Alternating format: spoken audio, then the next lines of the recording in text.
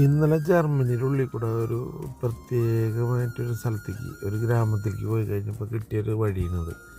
ഇതെന്ന് പറഞ്ഞു കഴിഞ്ഞാൽ നമ്മൾ ഒരു കൊടും കാട്ടിൽ കൂടെ ഉള്ളൊരു യാത്രയായിരുന്നു. കുറേ ദൂരം ഉണ്ടായിരുന്നത്.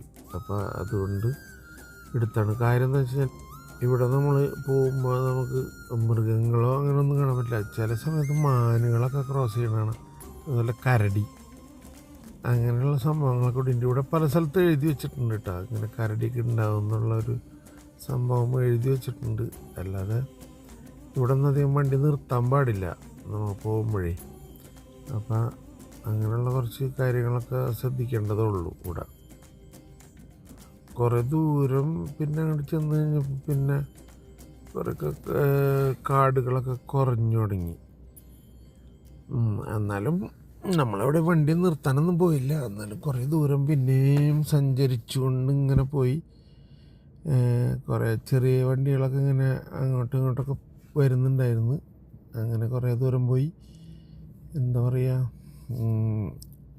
അവസാനം നമ്മൾ എത്തേണ്ട സ്ഥലത്ത് എത്താൻ വേണ്ടിയിട്ട് പിന്നെ നമ്മൾ കുറേ ദൂരം ഇതേപോലെ കാട്ടിൽ കൂടെ തന്നെ ഓടി.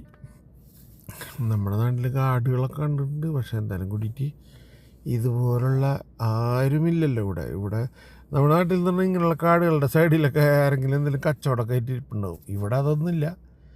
അങ്ങനെ അവസാനം നമ്മൾ ഒരു വെളിസ്ഥലത്തേക്ക് എത്തിക്കൊണ്ടിരിക്കുകയാണ്.